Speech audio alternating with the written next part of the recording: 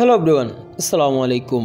এই ভিডিওতে আমি আপনাদের সাথে তুলে ধরার চেষ্টা করছি বাংলাদেশের পরিবহন সেক্টরে সর্বপ্রথম কোন বাসে ইসলামিক এই কালিমাটি যুক্ত করা হয়েছিল এবং ইসলাম ধর্মের মোতাবেক অনুযায়ী এটি হচ্ছে আমাদের শ্রেষ্ঠ বাণী, যার অর্থ হচ্ছে আল্লাহ ছাড়া কোনো মাবুদ নেই, হযরত মুহাম্মদ সাল্লাল্লাহু আলাইহি সাল্লাম তার রাসূল ও প্রেরিত বান্দা। তবে যদিও বাংলাদেশের 64 জেলার মধ্যে প্রত্যেকটা কোনো না কোনো নতুন বাস কোম্পানি বলেন কিংবা বেশিরভাগ ক্ষেত্রে দেখা যায় আমাদের দেশে স্লিপার কোচের বাসগুলোতে এই কালিমাটি বেশি ইউজ করা হচ্ছে। তবে অনেক বাস মালিক রয়েছে যারা কিনা নিয়ত খালেস করে নেকির উদ্দেশ্যে বাসের সাইড গ্লাসে এই কালিমাটি বসানো হচ্ছে, কেউ বা যাত্রীকে আকর্ষণ করার জন্য কিংবা যাত্রী পাওয়ার জন্য, ব্যবসার জন্য এটি ইউজ করা হচ্ছে। তবে এখানে যদিও কোন বাস মালিকের নিয়ত কিরকম সেটা হয়তো আমি বলতে পারবো না, কিংবা আন্দাজে একটা কথা বলাও সেটা কিন্তু ঠিক হবে না, সেটা কিন্তু পাপ হয়ে যাবে। তবে এতটুকু বলতে পারি ইসলামিক একটা সৌন্দর্য কিংবা ইসলামের পদচারণা বাড়তেছে, সেটা কিন্তু কোনো সন্দেহ নেই। তবে বাংলাদেশের রাস্তায় পরিবহন সেক্টরে কালিমা যুক্ত এই বাসগুলো সবচেয়ে বেশি দেখা যায় নোয়াখালী জেলার লাল সবুজ পরিবহনের বাসগুলোতে।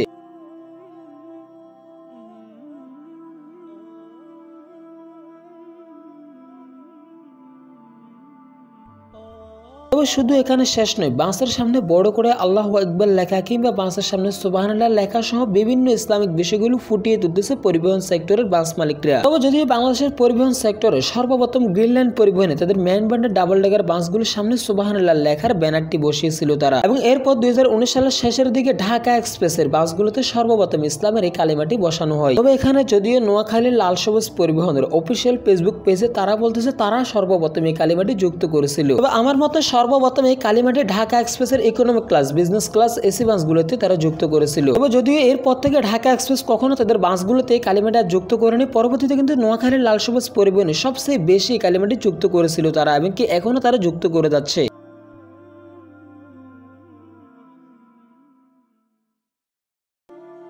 তবে সাধারণত অনেক যাত্রীরা যেটা অভিযোগ করে থাকে সেটা হচ্ছে নামাজের সময় নাকি অনেক বাস কোম্পানি রয়েছে যারা কিনা মসজিদে ব্রেক দেয় না। তাই আমার মতো পরিবহন সেক্টরের মালিক বলেন, সুপারভাইজার বলেন, হেল্পার, ড্রাইভার, তাদের আমার পক্ষ থেকে একটা সাজেশন থাকবে, সেটা হচ্ছে ভাই অন্তত যতই তাড়াহুড়া থাক না কেন মুসল্লিকে অন্তত ব্রেক করে নামাজ পড়ার সময়টা করে দিবেন। তবে নামাজ সহ একটি বাস যখন রানিং অবস্থায় থাকে, যেহেতু সাধারণত একটি বাসে 40 থেকে 45 জন মানুষ থাকে, রানিং অবস্থায় যে কোনো সময় যে কোনো যাত্রীর অসুবিধা হতেই পারে।